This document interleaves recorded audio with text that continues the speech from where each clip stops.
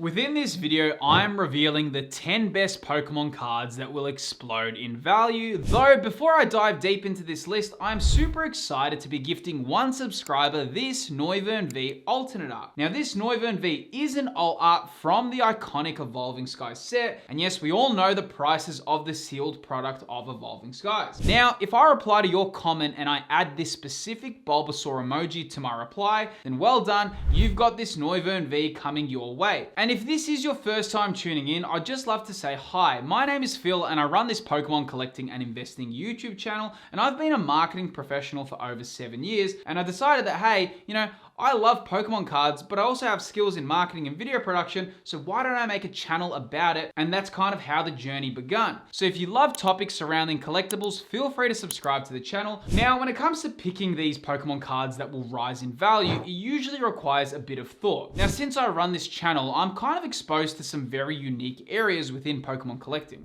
Number one, when I consistently make content around the topic, it keeps me very much in the knowing of price changes and the overall market. And two, I experience a lot of comments from viewers with a lot of different perspectives and viewpoints, which ultimately give me a really cool outlook on the market and where the community sentiment lies. All cards rely on public sentiment. At the end of the day, I hate to break it to you, but we're all collecting shiny cardboard. So the perception of cards is a really important factor, and this needs to be taken into account when dealing with the prices of cards. But without further ado, let's get into the top 10. Sitting at the 10th spot, we have Crown Zenith Pikachu, the secret rare version. Okay, so when this card released, it was actually a big deal. Everyone collectively thought that this was going to be the hottest card and the top chase card of Crown Zenith, or at least one of the top chase cards. It's a secret rare, it's Pikachu, it's the final Sword and Shield set. It felt like a golden ticket. But what collectors didn't know, including myself, was just how crazily Crown Zenith would be printed, and on top of that, no one expected that Crown Zenith would be gifting you cards with their generous pull rates. These two factors multiplied together made this Pikachu underperform. Though here's the thing, it feels like Crown Zenith may be in its twilight phase, and the curtain will eventually need to be drawn on this iconic set. And when it does, some of these singles will also need to rise in value, and I can't help but feel this Pikachu is one of those cards that will see some healthy growth. The artwork is amazing, and of course it is Pikachu as a secret rare. So give this card enough time, along with Crown Zenith slowly fading away, and I think we may be surprised at the value. Now, sitting at the 9th spot, it isn't a Pokemon card, but it is a booster box, and this is Scarlet and Violet base set booster boxes. Man, this set really had a lot going for it. When it released, I was a massive fan, and of course, it is the first set to introduce special illustration rares and illustration rares. And honestly, every time I look back at this set, I kind of get nostalgic. It's a really cool set, and I think there's a lot of things going for it. Now, traditionally when talking about Pokemon sets, base sets of generations usually hold well and grow slowly but surely. Though I don't think it would be that crazy to say that Scarlet and Violet base is one of the better base sets we've ever had. The Gardevoir line is gorgeous, and the illustration rares along with the special illustration rares are all incredible. I really rate the set, and I definitely think we can see some future growth within the set. Though of course, only time will tell, but for now, it is fairly priced and you can still get a great deal on it. Now, moving on to spot number 8, it is Japanese 151 booster boxes once the reprint arrives. So yes, Japanese 151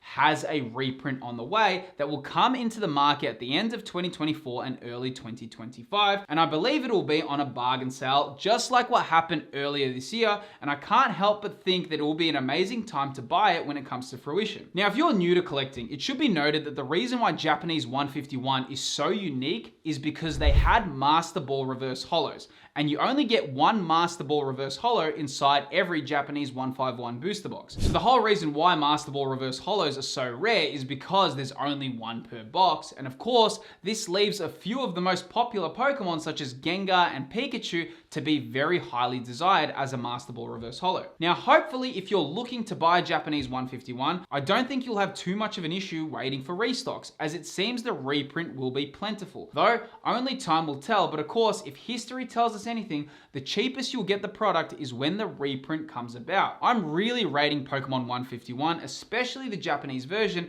and now seeing as English 151 is slowly going out of reach for everyone, this just seems like a great and obvious pickup. Now moving into spot number 7, I was just speaking about Master Ball Reverse Holos, though for this spot, it's specifically the Pikachu, Mewtwo, and Gengar variations of the Master Ball Reverse Holos. Now, truth be told, I'm not much of a person who believes in timing the market. I much prefer having time in the market, though I do believe in being strategic when you buy.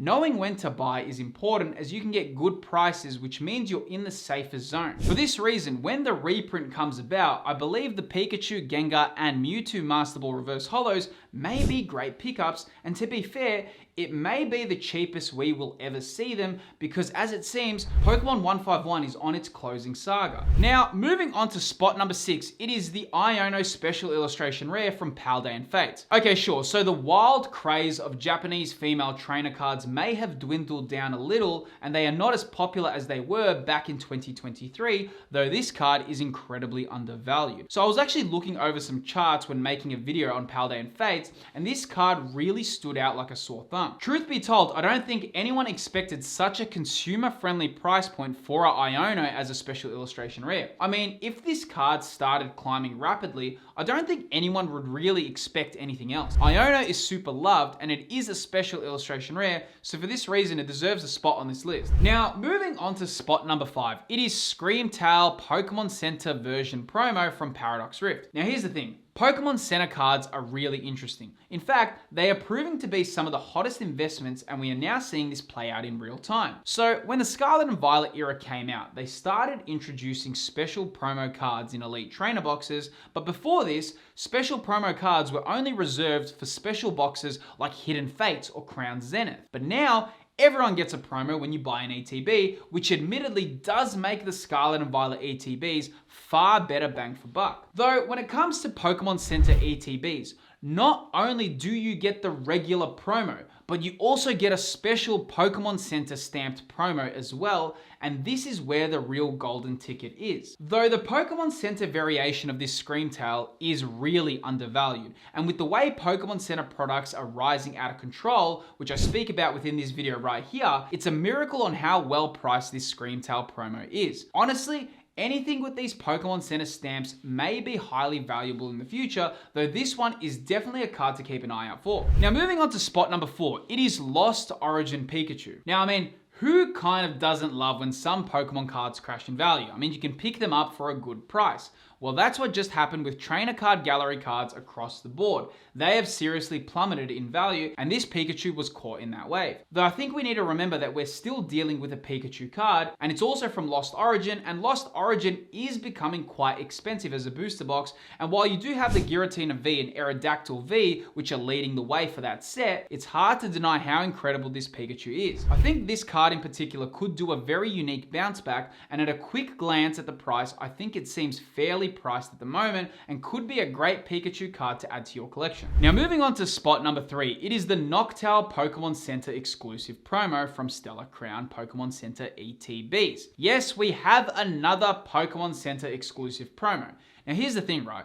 You might say, wait, you've just included another Pokemon Center exclusive promo on the list? But truthfully, these are actually really wild with how they are performing, and this Noctowl is incredibly undervalued. I just saw that the PSA 10 Pokemon Center Charmander is exploding in price, and now it should be noted that Noctowl isn't as popular as Charmander, or it probably won't be as popular as Magneton from Surging Sparks, though it's hard to deny how well priced this card is at the moment. So when I first saw the reveal of Stellar Crown and I saw this card, I actually wasn't too impressed, but after seeing it in person, my mindset actually shifted quite heavily, and now I really rate this card, and I think it's a great pickup. It's funny how when seeing cards in person of how much of a difference it can actually make. Nonetheless, I think this card's a great pickup, especially with how well priced it is. Now moving on to spot number 2, it is the Eevee illustration rare from Twilight Masquerade. The Eevee illustration rare is super well priced at the moment, and how long can that actually last? I think the only illustration rare that's in the same league as this Eevee for mainline sets is the Magikarp.